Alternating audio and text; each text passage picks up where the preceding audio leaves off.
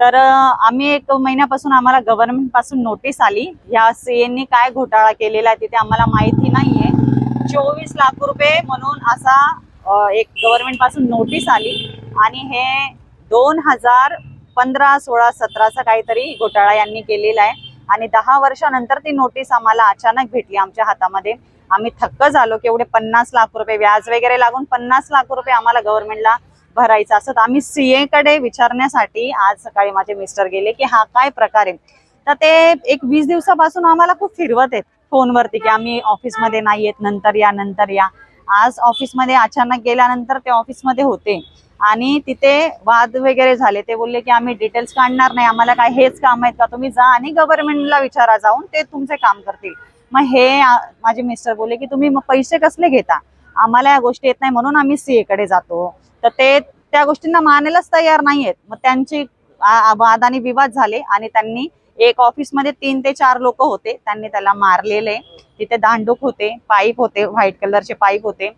त्याच्यानंतर माझ्या मिस्टरांनी त्या ऑफिसमधून मला व्हिडिओ कॉल केला आणि त्याचं तोंड वगैरे पूर्ण लाल झालेलं होतं।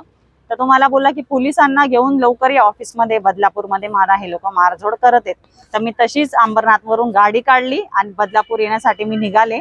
मी विचार केला की बदलापूरमधून पोलीस चौकीला जाऊन पोलिसांना सोबत घेऊन जाईल, पण तिथे मध्येच मला एक कॉल आला माझ्या मिस्टरांच्या फोनवरून। कोण बोललं तिथून ऑफिसमधून, एक व्यक्ती होता तिथे त्यांच्या सहकार्यासाठी आलेला।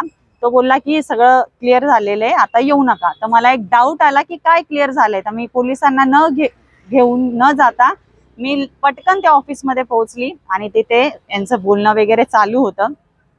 मी माझा फोनचा कॅमेरा ऑन केला की काहीतरी आपल्याकडे पण प्रूफ असलं पाहिजे। तर लगेच मी विचारलं त्यांना की काय चालू आहे, तुम्ही मला सांगा। तर तिथे जे होते ते सीए, त्यांचं वय होतं 70 वर्ष। त्यांनी माझ्या हातातून फोन हिसकावून घेतला की तुझ्या अवकात आहे का आमच्या ऑफिसमध्ये येऊन आमचा फोन हिसकावते। अश्लील एवढे घाण त्यांनी शब्द वापरले। तिथे आमचे वादविवाद झाले, ते मला बोलले।